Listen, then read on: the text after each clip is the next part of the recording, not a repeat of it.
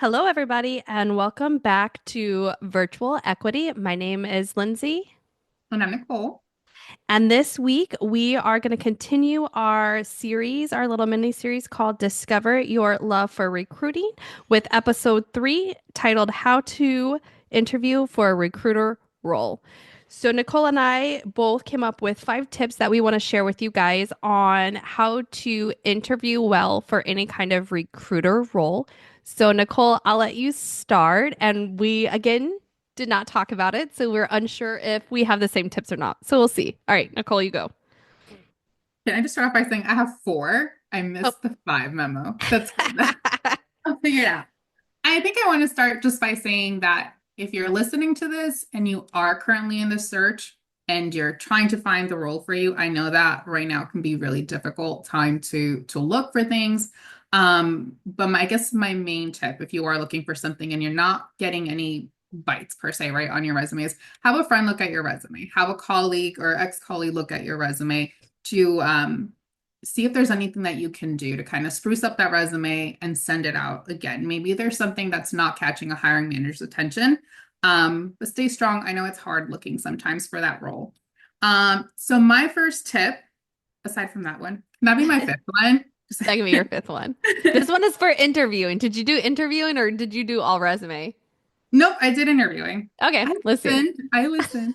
My interview tip, my first one is always prepare and research. Um, when you have that interview scheduled, I would always, go to the company website, kind of look at any information that you can about the organization. Look at any reviews that that you might find online. Obviously, take those with a grain of salt. But that would be my first tip. Know what you're interviewing for. What is the role? What are potential KPIs? Are those listed? What is their mission statement? What do they, share online for this role? What when you're researching like that kind of information, how would you go about researching that? Like, are you just going on their website? Are you like putting in like what the role title is and doing research? I know people say that all the time. I've never prepped like that. I'm terrible at it. So like how do people prep for that?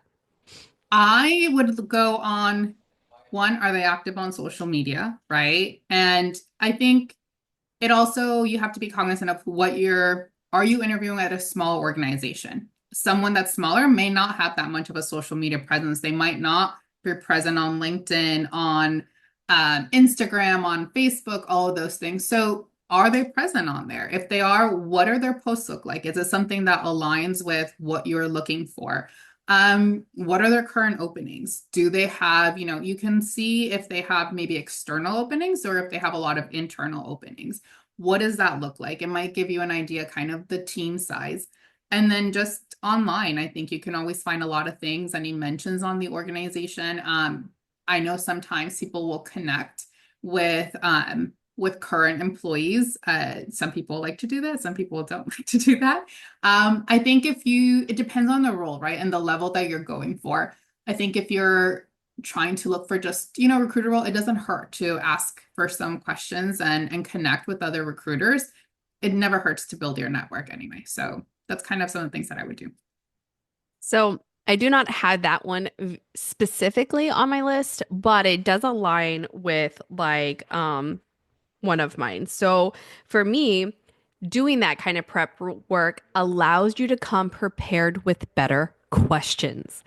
I cannot stand being in the interview and I'm like, what kind of questions do you have for us? And it's like some generic question. And I mean, asking somebody like, I saw this in your mission statement. What does that mean to you? Like, that's an okay question, but to me, that's a superficial question. Like, I'm interviewing you for a recruiter role. I'm looking for questions very specific to the role or something along the lines of that. So, like, to me, some of my favorite questions from somebody doing an interview might be, what does a typical day look like for me?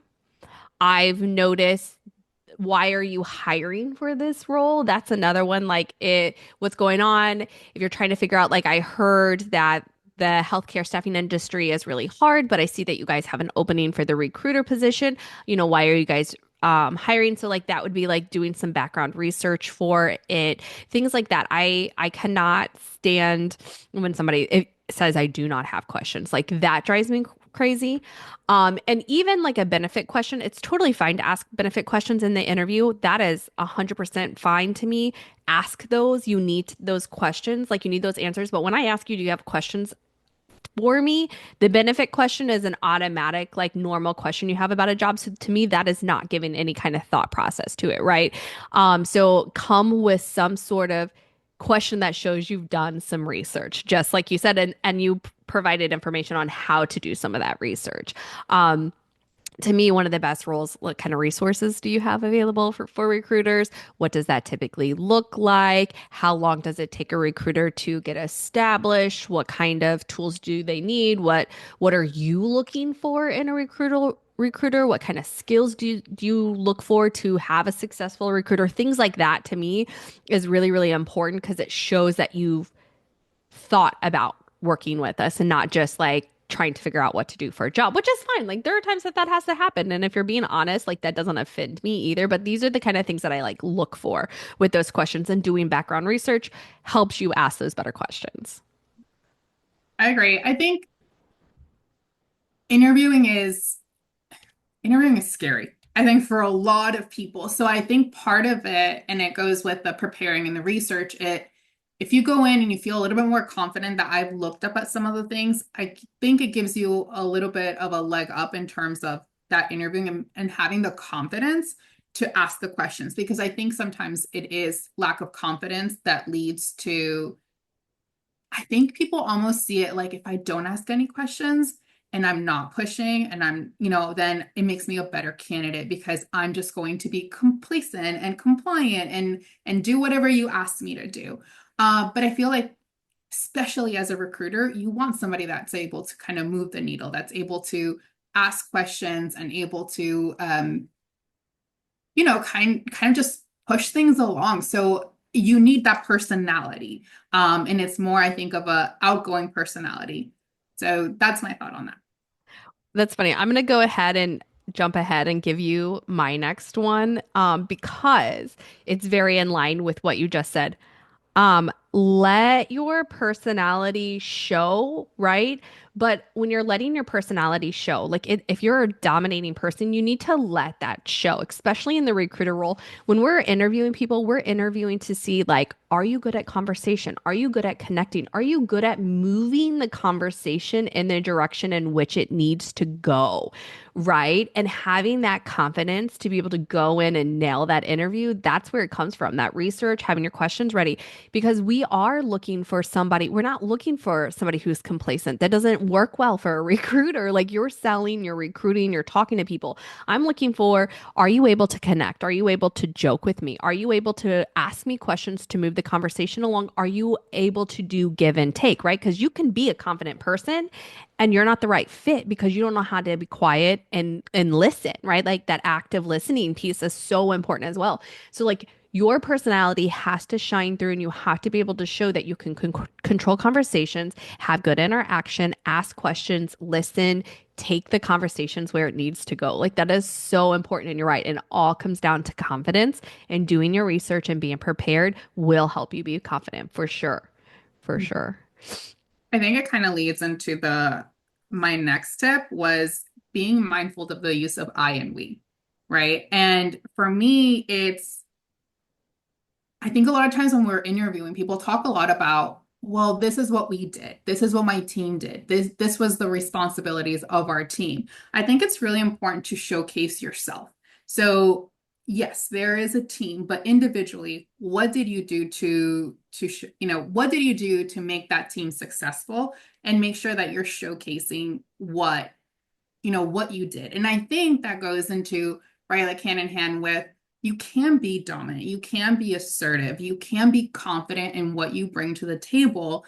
And that doesn't mean that you're diminishing what you did with the previous team. It just means, hey, I'm here, I'm ready to take charge, and I'm ready to be successful. I'm ready to grind and things like that. So I think that also goes all hand in hand with the confidence and being able to be like, yeah, I had a great team. I maybe loved or maybe you hated the people you worked with, but this is what I did as an individual to help my organization move along and grow. So it's funny you should say that because I've got two comments to this. A, one of mine was 100% highlight your contributions. It is so important that you talk about KPIs that you met, the roles that you played directly into helping your team, helping the organization, maybe projects that you had to be part of, either you were running or that you had a major contribution to. Like all of those things are so important. Now I'll talk about a personal thing. So for me, it's really, really hard for me to find balance on this because I am a very me driven person. I'm very aware of this. It is something that I work on actively. I am not a team player very well. Can I play on a team? Yes, I can. I know what teamwork means. So because I try to overcompensate for the fact that I am just very me driven, I use a lot of we and my team, and I fail to identify sometimes what role I played in the contribution. Instead, I tend to be like, well, I'm always so me and myself. So the team did this and we were able to accomplish that. And they did this and they did that. And I like completely will diminish what part I had to play in that. And I am so guilty of doing that one.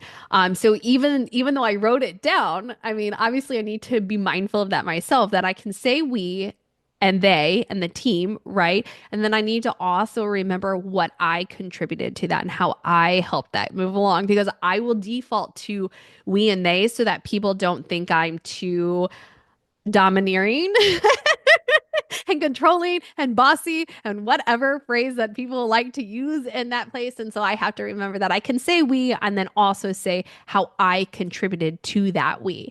So I'm glad you brought that up, but I'm glad you said it that way because I didn't think about it as I was writing out, like make sure you identify your contributions. And then it's also finding that balance between being like, yes, I showcase my we, but I also had this role to play in that we. So I'm so glad that you said it that way because like I never even thought about it until you said that. So, I think it also depends on like your role, right? Like you're if you're in a leadership role, I think it's really hard to be able to really differentiate. Like, is it something that I did, or is it something that I was able to help the team do? And so maybe you're interviewing for more of a leadership role, like a lead recruiter role, a senior recruiter role. So I think it is important to be able to say, hey, I did this as an individual. I was able to do this in a team environment, and then I was able to grow my team and push them in this direction. So I think depending, I mean, if you're interviewing for an entry level position, I think that's still important, right? It's still important to showcase leadership skills. And I've always told you, I'm someone I can follow or I can lead, and I have no problem. But I think I like to also be okay, as an individual, what am I doing? And I think a lot of times that takes some a little bit of self-reflecting, and it's hard sometimes when you are interviewing to be like, this is what I did, and praise me for everything I did, right? Because you want to, I think, I don't know if sometimes as women, especially, I think we tend to try and like shrink ourselves down a little bit when we're interviewing. So we don't give off that in your face personality. But I don't think that being confident in the skill set that you bring to the team makes you extra, right? Like I think, and even if it does, own it. It's if you're interviewing at the right place for you, they're gonna like that and they're going to embrace it and they'll welcome you on board. I know it definitely comes back to being like be your true authentic self and make sure that you're showing up and I even have to remember that cuz that's what I tend to do. Um okay. So then that brings me to my next one is I love it when people bring up things that they have learned. And I don't mean I learned to use Excel, which we both know, like I am notorious for hating Excel. I hate spreadsheets. That would never be something I would say. But when I'm interviewing, I'm looking for people to identify either a strength or a weakness as something that they've learned. So one of the questions I use is, what's something that you learned from this role that you're going to carry forward with you in all your other roles? Like that's one of my favorite questions.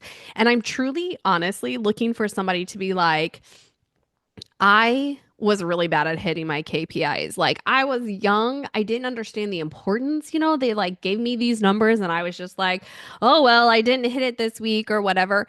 But I realize now how important learning that skill was then. Something like that. I'm always looking for somebody who can reflect on the things that contributed to our lack of knowledge in the past and like what we've done to like learn from that and move forward from that. So to me, I think it's important that you always showcase something that you really gained from that when you reflect back, you're like, this was a really important skill and I totally botched it then, but I've learned from it now. And that's it's such a bad thing for me to be like secretly waiting for somebody to say that. But if you can highlight those things, I'm like, this person is honest, this person is willing to learn, this person is self-aware. Like those kind of people make great employees in general.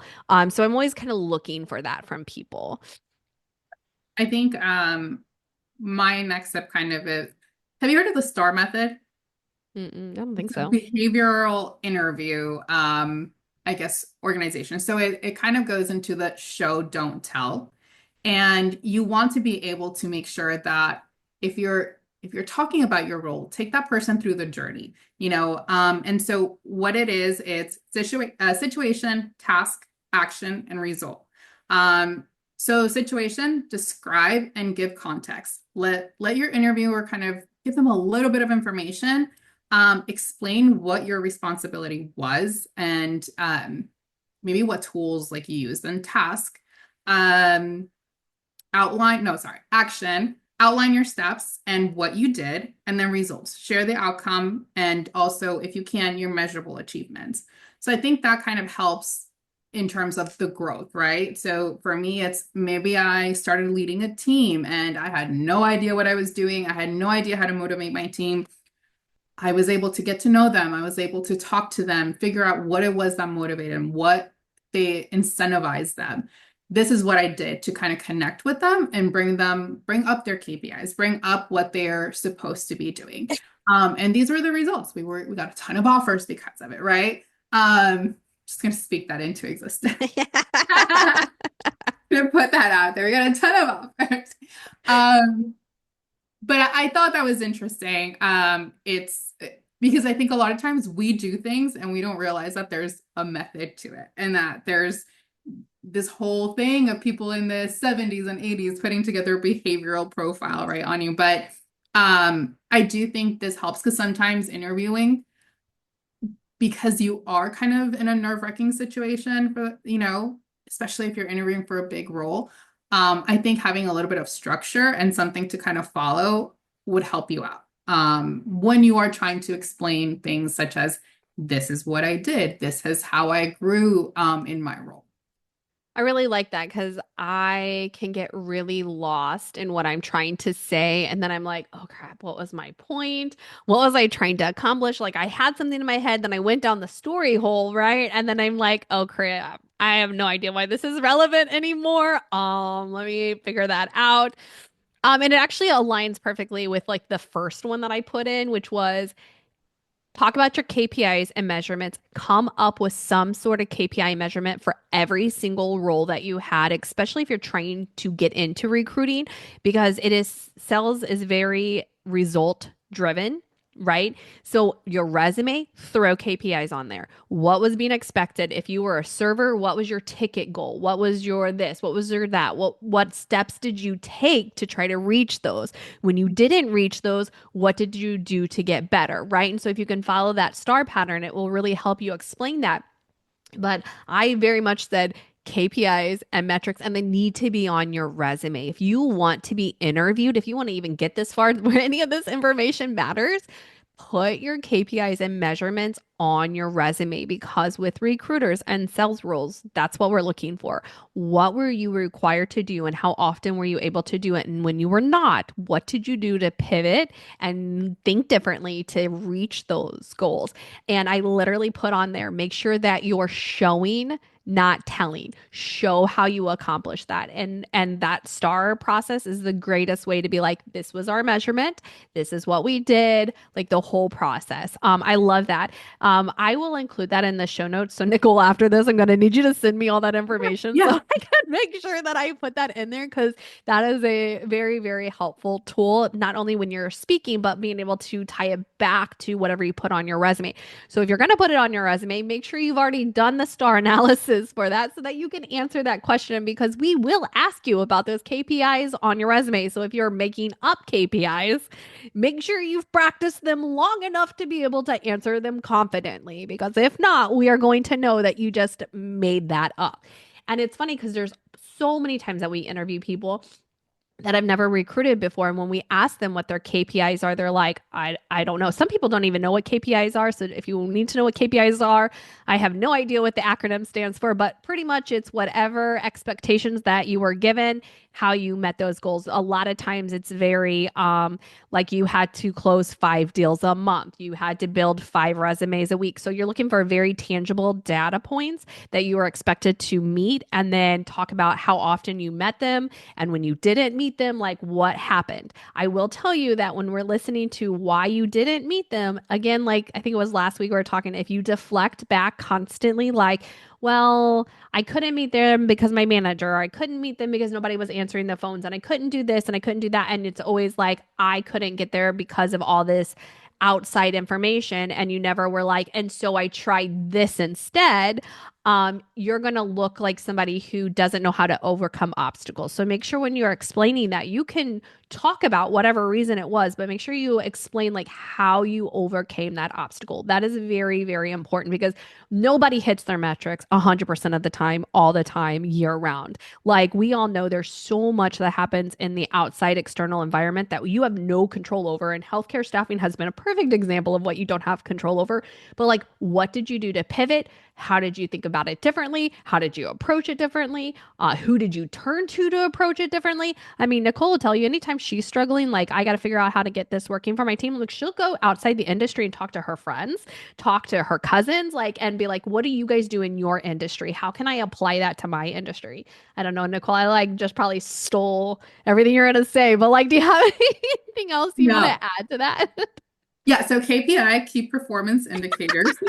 I'm like, I don't know what it means. I just know I'm supposed to I be just know I following it. enforce them. I enforce them and I follow them and I make them for myself and my team, and that's all I know about them. So I think it's really important to understand one that if you're interviewing and you've never heard that before or your company didn't have metrics, um, just one thing that I think is also easy to use to do is if you're looking at resumes for people that have similar roles to you, you can always kind of compare it to like, what did I do? And is that similar to what this person did? And a lot of times you realize that, wow, I really did a lot and I had no idea that I was doing this much in my role, right? So it helps to sometimes compare yourself to other people like in the industry and look at their resumes and what were they doing? Is that similar to what you were doing? You may have been meeting KPIs, exceeding KPIs, and didn't even know it, right? So if you are currently recruiting, it's what is your time to fill? What is your retention rate? How many candidates, are you placing? What kind of quality of candidates do you have? If you're in a food industry role, it's how many times are you upselling that bottle of wine? How many times are you getting people to look outside of the menu and order the specials of the day? Those little things that again help you skill market yourself and help set you apart a little bit in terms of your interview. I love it. I love it. I went through all of mine. Nicole, do you have any more on your list? I think the last tip, and I obviously, I think it'll depend on we've had several interviews that we definitely go off rails because we connect, right, with the person that we're talking to. And I think that's totally fine. But I think especially as you're getting to feel out, and maybe especially if you're interviewing for a position that has several different stages in the interview process, it's always stay professional. You want to make sure that you're kind of knowing the place and the time, right? A lot of times, I think it's especially tricky to navigate that question of why did you leave your last role, or what happened in your last position, or talk to me about the leadership in your last position, right? It's always great to be honest. It's great to be authentic, but I think it's if you can figure out a way to deliver some of that negative feedback that you might have and put a little bit more of a positive spin on it, or be able to be like, hey, I identified an issue, and I'm looking to, for something else. I'm looking to progress in my role. I'm looking for growth opportunities, even though it might feel like, hey, don't reveal all of this is what I'm saying. I think that is kind of what I'm saying. There's a time and a place to go into very specific details about a situation. So my tip would be to just remain professional, and leave it on you, right? Kind of talk about you, just give your feedback, and not so much kind of putting a negative spin on who you were previously with. Yeah, I saw something on LinkedIn and it was like, do not say that you're leaving your last role because you need more money. You should say it in a way that was like, I'm looking for better growth opportunity and things like that. And it like asked me to comment on it.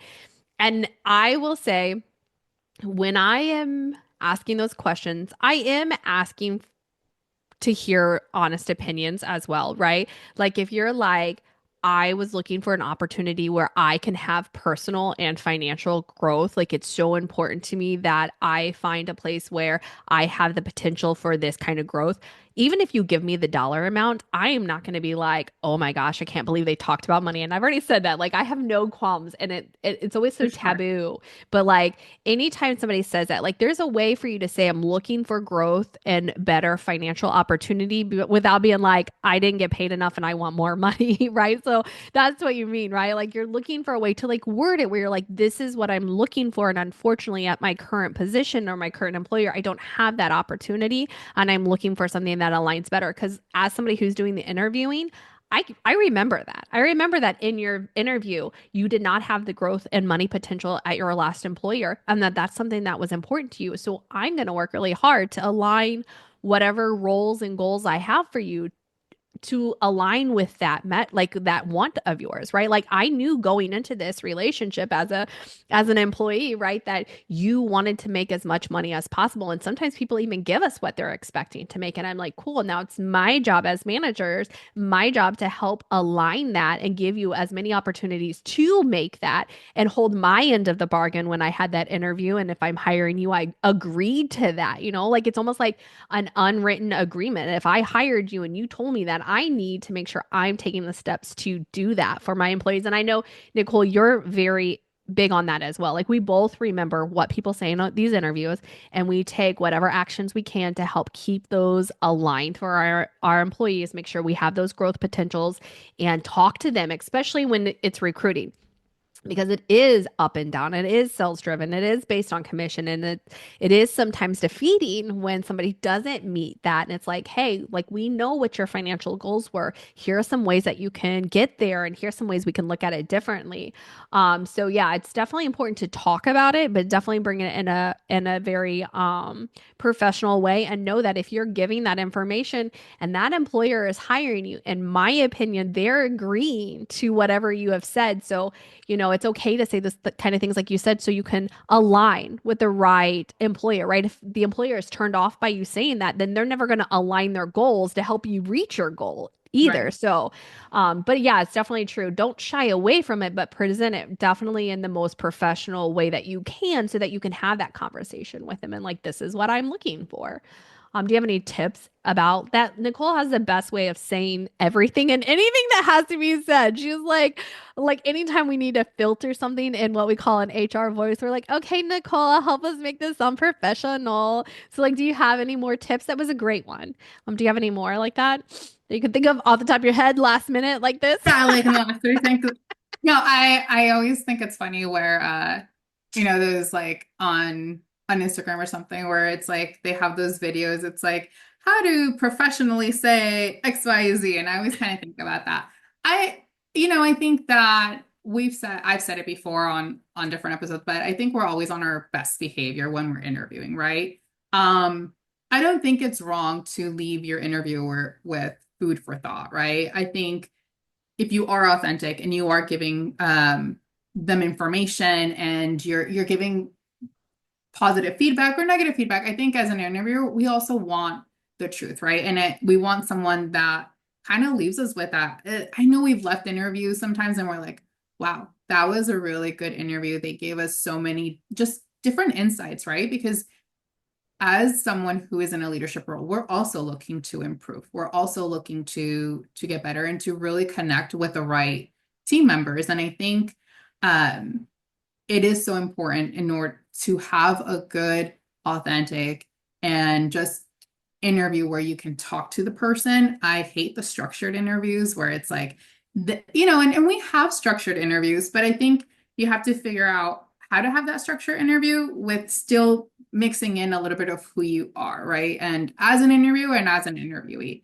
So yeah, I would have to have specific situations to be like, yeah, say this instead of that. But you can always, right? And as a recruiter, I think that is kind of a superpower that you have as a recruiter. It's because it's going to go into play with everything. It's like you have a really crappy rate somewhere in a really crappy state. Okay, how do I sell this to the person that I need to sell it to? And it's your job to research that and figure out, okay, not lie, but it's let's find some of the good things in this situation that may not look great. And a lot of times we've seen it a lot with our recruiters. You get that really crappy location, great pay, but location not desirable, right? So it's like, okay, let's deep dive. What is really good about this place? And we find good burgers, we find wine places, we find really I love photography and like landscape stuff. So it's like if you want to sell me on something, tell me you'll have really good views year round. I'll be like, I'm there. So I think it's just finding the positive in any situation. Um, it's going to go a long way in an interview. I agree with all that. All right. So, Nicole, do you have our tip of the week for the recruiters? I think my tip this week is don't wait for candidates to come to you, and you should always be actively building your pipeline every single day. Spend at least 30 minutes every single day networking with your passive candidates to make sure that you are building those proactive relationships with them. I think if you spend, like I said, at least 30 minutes a day just going through your pipeline of maybe people that you haven't engaged recently, but just prepping them, right? Prepping them and touching base with them, seeing where they're at. It helps you be a little bit more proactive when you get those hard to fill roles because you have that relationship built, you have that candidate warmed up, and you know what their status is. You're not just going to start cold calling pretty much to try and get that filled. So that would be my tip for this week. All right. I love that. All right, you guys, we will get this posted for you all and we will talk to you again next week. Bye. Bye.